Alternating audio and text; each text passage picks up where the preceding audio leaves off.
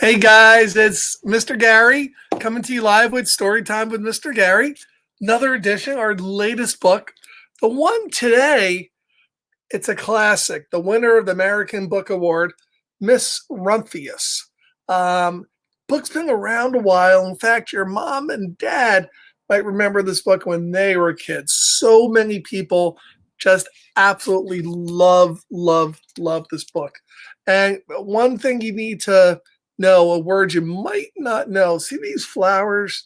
Maybe you've seen them before. They're really big up in Maine. They're called lupine. Um, and in fact, all of the flowers in Maine on the whole East Coast, all the lupines, are attributed to one Miss Rumphius planting the flowers all over the coast of Maine. So, beautifully written book. Let's get into it. Are you ready? Here's the cover. The lupine lady, the flower, the lupine lady lives in a small house overlooking the sea. In between the rocks around her house grow blue and purple and rose-colored flowers. The lupine lady is little and old, but she hasn't always been that way. I know because she's my great aunt and she told me so. Once upon a time, she was a little girl named Alice who lived in a city by the sea. From the front stoop's like a porch. From the front stoop, she could see the wharves and the bustling mast of tall ships. Many years ago, her grandfather had come to America on a large sailing ship.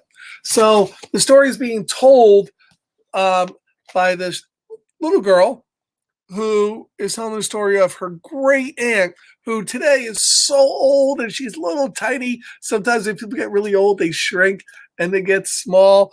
And she's telling the story of her great aunt when she was a little girl. So who's here? Jacob, Larry, Adrian, Pono, all my friends. Faith, Daniel Osborne, Carol. Okay, so now the grandfather, he worked in the shop at the bottom of the house, making figureheads for the brows of ships and carving Indians out of wood to put in front of cigar stores. For Alice's grandfather was an artist, and he painted pictures too of sailing ships and places across the sea. And when he was very busy, Alice used to be able to paint all the skies in the pictures. You could see Alice's grandfather there carving all the woods. Really beautiful. So Alice always had a bit of a flair, I like to say, painting. And the grandfather would tell her stories all the time about all of his adventures. So every evening, Alice would sit on her grandfather's knee and listen to his stories of faraway places. When she had finished, Alice would say, "When I grow up, I too will go to faraway places. And when I grow old, I too will live beside the sea." So she wanted to be just like her grandfather, and she wanted to go to faraway places and live right by the sea. That's kind of great. And the grandfather looked at her and said, "That's all very well, little Alice," said the grandfather, "but there's a third thing you must do." And Alice goes, "Well, what's that, grandfather?" "You must do something to make the world more beautiful," said her grandfather. "All right," said Alice, but she didn't know what that could be. In the meantime, Alice got up and washed her face and ate porridge for breakfast. Porridge is like oatmeal. She went to school and came home and did her homework. And pretty soon, wham bam, she's all grown up. So the story moves along, and she's no longer a little girl, and now she's a woman working as a librarian. That's a long time ago. You can see the fancy dresses, how everyone's dressed, even little boys in suits. Then my great aunt Alice, she set out to do the three things that she told her grandfather she was going to do. So she left home and she went to live in another city far from the sea and the salt air.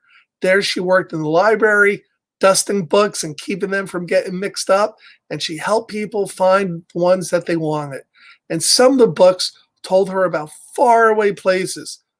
Now, people now called her Miss Rumphius because she was no longer a little girl. She's a little bit older. So Miss Rumphius. I kind of like that name, don't you? Rumphius. Sometimes she went to the conservatory in the middle of the park. When she stepped inside on a wintry day, the warm, moist air wrapped itself around her, and the sweet smell of jasmine filled her nose. This is almost like a tropical isle, said Miss Rumphius, but not quite, because look, all the snow. And she's inside, and and she started dreaming of all the places. So you know what Miss Rumphius did? She decided it was time enough to stop thinking of all the places and started going. So Miss Rumphius went on a real tropical island where people kept cockatiels, that's like a parrot, and monkeys as pets. They walked along beaches picking up beautiful shells, and one day she met the Papa Raja, the king of the fishing village. You must be tired, he said. Come into my home and rest. So Miss Rumphius went in and she met the Papa Raja's wife, and the Papa Raja himself fetched a green coconut and he cut the slice off the top of the coconut so she could drink the wonderful coconut water inside. And before she left, the Papa Raja gave her a beautiful mother of pearl shell on which he painted a bird of paradise and the words, "You will always remain in my heart." And then Miss Rumphius said, well, you guys will always remain in my heart too. She fell in love with the family and the island, and she traveled all over the world. So my great aunt Alice Rumphius, she climbed tall mountains. Look at that. You know, sometimes people would say you can't do something. Isn't that silly? Can't tell me I can't do something. You know, they might tell you can't do something because you're too tall or too short. Or in this case, they might even have told Miss Rumphius, you can't do that because you're a woman. Can you imagine that? We can do anything we want to do. Anything we want to do. You just, determination, sometimes a lot of work. But look at Miss Rumphius, all the way up there. She went through jungles and deserts. She saw lions playing and kangaroos jumping. And everywhere she made friends that she would never forget. And finally, she came to the land of the lotus eaters. And there, getting off a camel, she hurt her back. What a foolish thing to do, Miss Rumphius said. Well, I've certainly seen faraway places. Maybe it's time to find my place by the sea. And it was. And she did. How cool is that? So she did everything she wanted to do. She traveled all over the world. So remember, there was 3 things that she wanted to do. The first was to see the world, see all the faraway places. And the next thing she wanted to do you remember? To live by the sea. She picked Maine, but it could have been in parts of Canada. Some parts of Canada. Could have been Florida. Could have been anywhere. From the porch of her new house, Miss Rumphius watched the sun come up. Ooh, she watched it cross the heavens and sparkle on the water, and she saw it set in glory in the evening. She started a little garden among the rocks that surrounded her house, and she planted a few flower seeds in the stony ground. And Miss Rumphius was almost perfectly happy. But there was still one more thing I have to do. Do you remember what it was? Make the world a more beautiful place. I have to do something to make the world more beautiful. But what? The world's already pretty nice, she thought, looking out over the ocean. And it is, right? The world's a beautiful place. Beautiful people, beautiful places, beautiful things to do. And Miss Rumphius, now she's getting older. She's starting to have gray in her hair like Mr. Gary. looking at out the window, living on the ocean by the salt air. So next spring, Miss Rumphius, she was not very well. She was getting really sick, guys. Her back was bothering her again, and she had to stay in bed most of the time. And the flowers she planted the summer before had come up and bloomed in spite of the stony ground. She could see them from her bedroom window, blue and purple and rose-colored lupines. That's the flower I mentioned. Lupines, said Miss Rumphius with satisfaction. I've always loved lupines the best. I wish I could plant more seeds this summer so that I can have still more flowers next year. But she was not able to.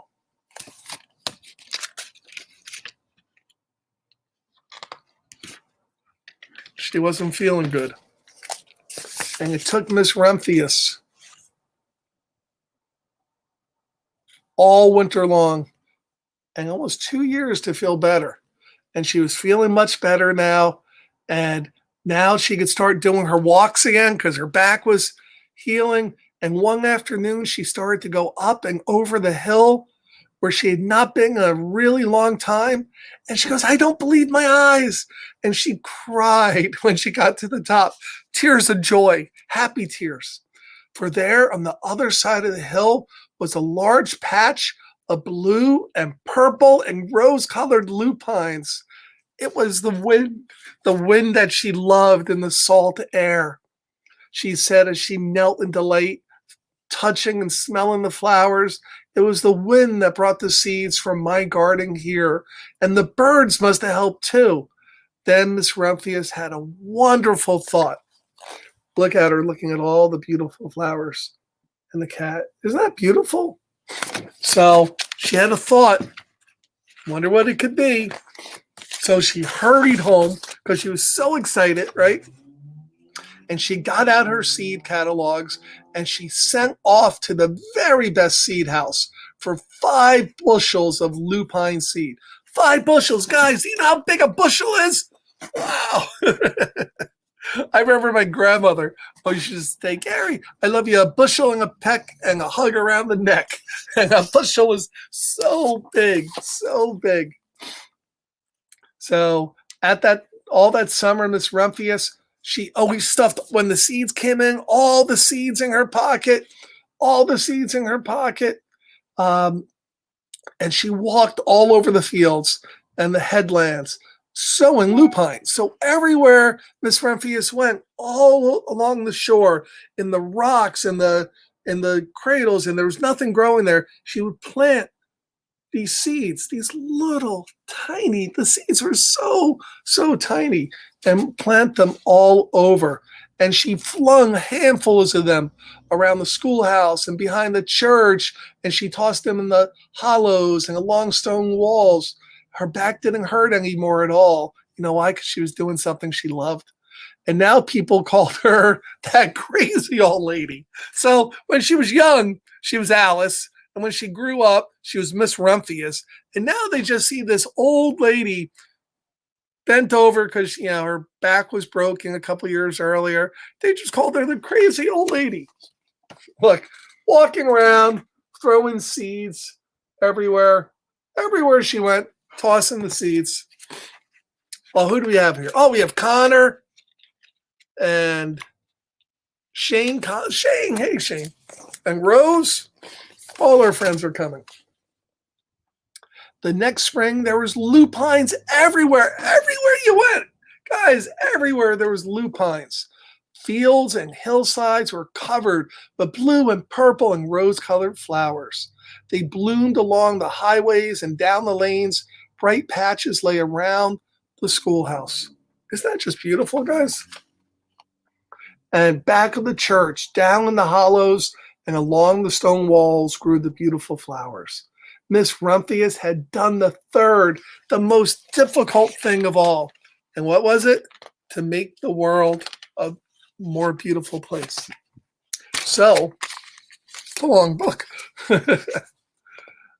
My great Aunt Alice, Miss Rumphius, she's so very old now. Her hair is very white, And every year there are more and more lupines. And now everyone calls her the lupine lady. And sometimes my friends stand with me outside her gate, curious to see that old woman who planted the fields of lupines. And when she invites us in, they come slowly. They think she's the oldest woman in the entire world. And often she tells us stories of faraway places. When I grow up, I tell her, this is a little girl, I tell her, I too will go to faraway places and come home to live by the sea. But Miss Rumphius said, that is very well, my little Alice. But there's a third thing you must do. What's that? I ask. She goes, you must do something to make the world more beautiful. All right, I say. Look, there she's telling the stories. Hey, Kevin, what's up, buddy? Love Kevin. So, Alice, you have to make the world a more beautiful place, but I don't know yet what that will be. I love this book. I know it wasn't one of the silly ones that Mr. Gary reads all the time, but I just think it's absolutely beautiful. I remember my grandmother from Ireland. She would always tell me stories, and she had the thick Irish accent of how beautiful Ireland was and all the places that she went to. And when she was really young, she took a boat from Ireland to America, just her and her sister. Nobody else, just her and her sister, and all the things she did. And I always wanted to be so much like my grandmother. I remember her always telling me beautiful stories. And one of the things my grandmother always said was, it's our job to make the world a more beautiful place, kind of like Miss Rumphius with flowers. So I guess my question to all of you watching me, what are you doing to make the world a more beautiful place? You know, I know many of you, in fact, I know most of you. And I think by just being around, you guys make the world a more beautiful place. But imagine this, guys, for a second. If we all of us and everybody we knew tried to make the world a more beautiful place. How great would that be? That would be awesome. That would be so good. Well, this was a great book.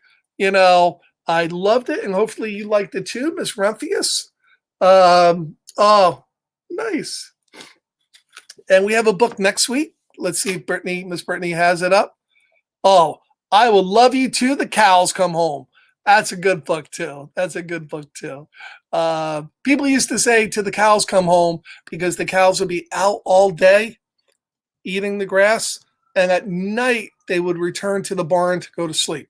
So it was an expression that people used to say maybe when I was young, "till the cows come home," because it just meant all day long, like a really long period of time. So that's going to be a really fun book.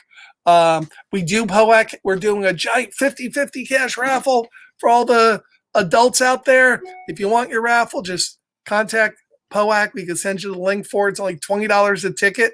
And if we sell all of our tickets, winner gets $5,000. So please buy our tickets. It's really helps us to keep doing what we're doing. And I guess that's it today. Anything else, Brittany, that I should be talking about or no? What? Oh, our walkathon. We have our walkathon, poacwalk.org. And here's the thing. You don't have to be here to start a walk team. Anyone can start a walk team. Poacwalk.org. Hopefully you check it out. It's really, really fun. And today, ladies and gentlemen, March 11th is an amazing day. Why? Because it's my son Christopher's birthday. Christopher turns 27 years old. So please, everybody, wish Chris a happy birthday.